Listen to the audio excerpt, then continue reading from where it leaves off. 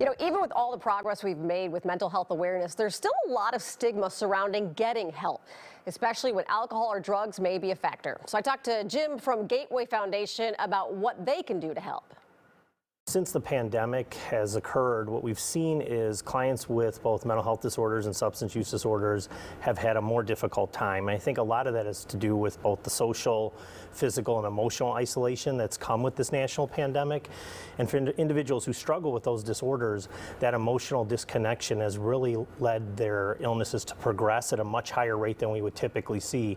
In fact, the Center for Disease Control has data that suggests that this is the worst we've seen the progression of both mental health and substance use disorders in over a decade. Wow. And you're saying this is called co-occurrence disorder? Yeah, it's called co-occurring disorders because many individuals with a mental health disorder also have a co-occurring substance use disorder. Sometimes it starts by them self-medicating depression and anxiety, but then eventually leads to two very distinct but relatable disorders that they need to treat together.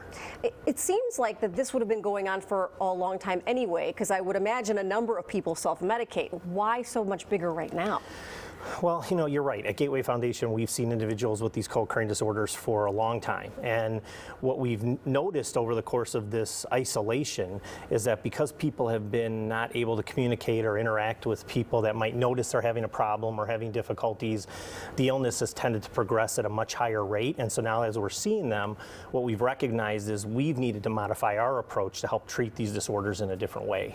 I mean, by the time you're seeing people, at least they're being seen. What do the rest of us do for our loved ones who might be suffering for one or more things?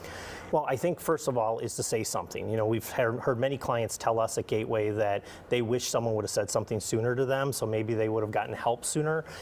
With co-occurring disorders, you're looking for things like anxiety, depression, difficulties for an individual managing their mood. If you're a family member who notices maybe a loved one's drinking too much or using substances to cope, it's really important to get them help right away. And what we've done on our side of things is we've really developed a specialized co-occurring disorder approach. We partnered with Dr. Aaron Weiner, who's a psychologist in the Chicagoland area, to develop a specialized co-occurring disorder curriculum to help meet the changing needs of clients during this pandemic. Yeah, because they come into the chicken of the egg thing. What do you treat first? What does your focus initially go to? Right, and we really want to treat both of these things together. So the curriculum is really specially designed to treat these things together to help people understand the relationship between their mental health disorder and substance use disorder, and most importantly, develop a solid plan for recovery. How do you get somebody to reach out for help? Because I imagine that's probably the first and hardest step. Well, the first thing I would say is if you have questions, go to our website, gatewayfoundation.org. There's a lot of resources and information there that can help either a family member or someone who's struggling understand what's going on. First and foremost, understand that they're not alone, that thousands of people struggle with a substance use disorder. We know it's a disease of the brain. We know it can be treated. So that first step is going to the website and getting information. We also have a 24-hour hotline, 877-505-4673 or 877-505-HOPE.